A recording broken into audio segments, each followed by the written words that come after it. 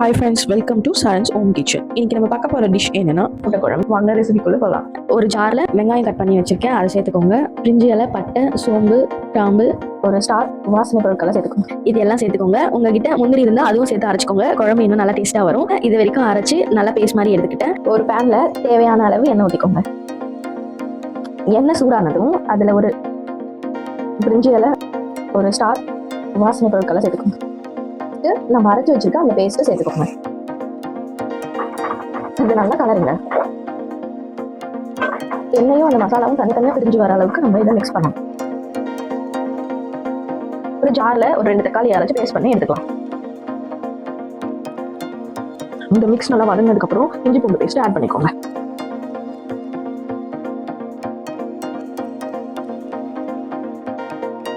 Next நம்ம அரைச்சு வச்சிருக்க தக்காளி பேஸ்ட் இதெல்லாம் ஆட் பண்ணணும்.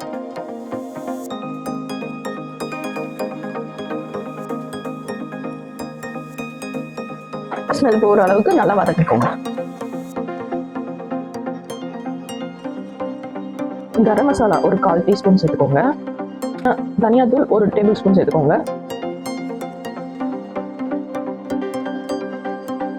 ஒரு டேபிள் ஸ்பூன் குழம்பு மிளகாத்தூள் சேர்த்துக்கோங்க.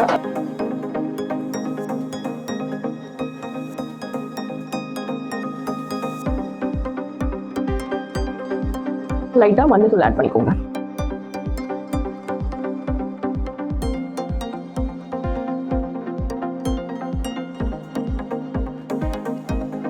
இந்த குழம்புக்கு தேவையான உப்பு சேர்த்துக்கோங்க.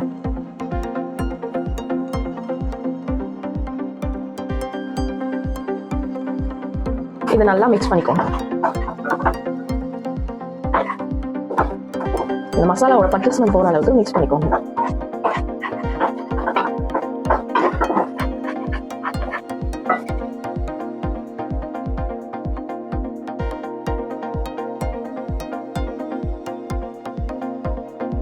இந்த கிரேவிக்கு தேவையான அளவு தண்ணி ஊற்றிக்கோங்க.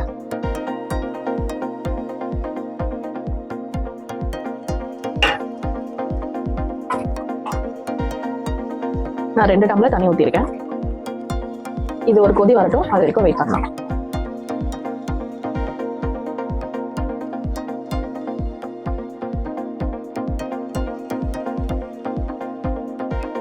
குழம்பு நல்லா கொதிச்சிருச்சு. இப்போ நம்ம சிம்ல வச்சு உடைச்சு வச்சிருக்க முட்டையை ஒன்றா ஊற்றலாம்.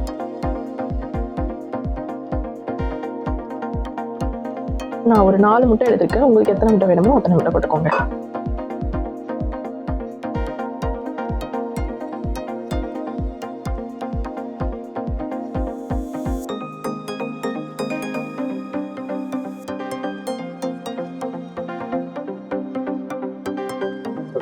ஒரு 10 மினிட்ஸ் அப்படியே விட்டீங்கன்னா அது வெந்துடும். நடுவில் நீங்கள் கலர்ந்தீங்கன்னா முட்டைலாம் உடஞ்சிடும். முட்டைலாம் உடஞ்சி குழம்போட மிக்ஸ் ஆகிடும்.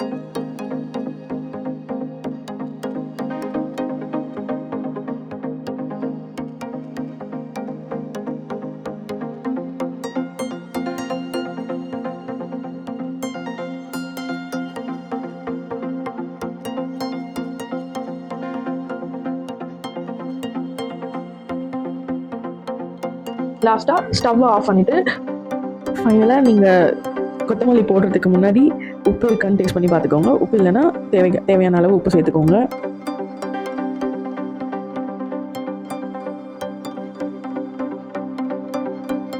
லைட்டாக கலருங்க, ரொம்ப கலராதீங்க.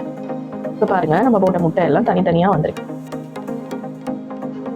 இப்போ நம்மளுடைய சுவையான முட்டை குழம்பு ரெடி. சூடான சாப்பாடுல போட்டு சாப்பிடலாம். சப்பாத்தி, தோசை, இட்லி இது எல்லாத்துக்கும் நீங்கள் தொட்டு சாப்பிடலாம். நெக்ஸ்ட் வீடியோவில் நம்ம சிம்பிள் அண்ட் டேஸ்டியான பிரியாணி எப்படி செய்யலாம் பார்க்கலாம். தேங்க்ஸ் ஃபார் வாட்சிங். இந்த வீடியோ உங்களுக்கு பிடிச்சிருந்தா சப்ஸ்கிரைப் பண்ணுங்க, லைக் பண்ணுங்க, ஷேர் பண்ணுங்க. பாய்.